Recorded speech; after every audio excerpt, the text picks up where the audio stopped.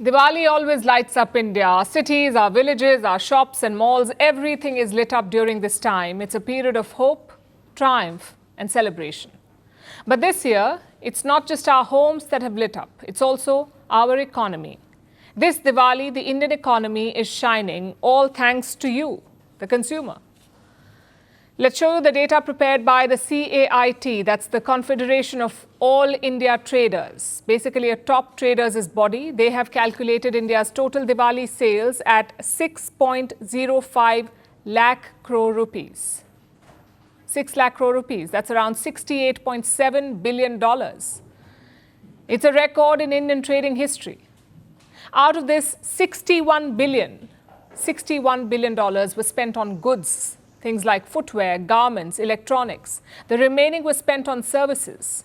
And this marks a significant rise from last year. In 2024, during Diwali, Indians spent 4.25 lakh crore rupees on goods. This year, it's 5.4 lakh crores. That's a 27% jump in 1 year. In simple words, it's a spending bonanza. We'll tell you why this is good news for the Indian economy, but first some trends. This year, spending was focused on Indian goods, goods made inside our country. And this was championed by Prime Minister Narendra Modi himself. In a poll, 87% Indians picked Indian goods over foreign ones. And it shows in the sales. Made in India goods recorded a 25% bump. Trend number 2, the service sector is also booming. We're talking about things like eating out or movies. Restaurants and pubs reported an 8 to 20% surge in dining out. That's 8 to 20% higher than last year. And this is despite no GST relief for restaurants. And finally, trend number 3. It's not just Indian metros. Non-metros drove online sales this Diwali. More than 50% of the sales came from Tier 3 cities. But what does this bumper spending mean for the Indian economy? And can this momentum be sustained? Let's take a closer look. Consumer spending is key to India's growth. Consumer spending makes up 61% of our GDP. Imagine that. Almost 2/3 of our GDP is driven by consumers. If they spend, India grows fast. If they don't spend, India slows down. And we saw that last year. Inflation was inching higher, incomes were stagnant, so the Indian economy lost its momentum. From July to September in 2024, India grew by just 5.4%. That was the lowest in 7 quarters. It was also a warning sign for the policymakers. Our consumers needed some relief, which brings us to this year. We had a great monsoon this season, so the food supply and prices were not an issue. In September, India's inflation was just 1.54%. That's the lowest in 8 years. Add to that some tax cuts. First, the budget introduced income tax relief. No tax for up to 12 lakh rupees. Secondly, more importantly, the GST cuts. Earlier, we had 4 slabs of GST, the goods and services tax. We had 4 slabs, 5%, 12%, 18%, 28%. Out of these, 12 and 28% were removed. As a result, a lot of goods became cheaper, like electronics, cars, and daily essentials. They all became cheaper. Clearly, these tax cuts have boosted consumer spending. And global agencies have taken note.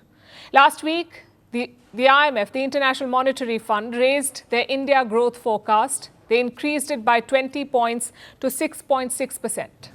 At the same time, they reduced next year's projection again by 20 points to 6.2%. And that sums up India's challenge. In the short run, these tax cuts will help. It's just basic economics. You cut taxes, you put more money in the hands of people. More money equals more spending. But the question is, how do you sustain it? Most experts are looking at the RBI, the Reserve Bank of India. The RBI cut lending rates once in June. But many are expecting one more cut this year, perhaps in the month of December, a rate cut. Now, as you know, a cut in lending rate boosts spending because lower interest equals cheaper loans, and cheaper loans can spur consumption.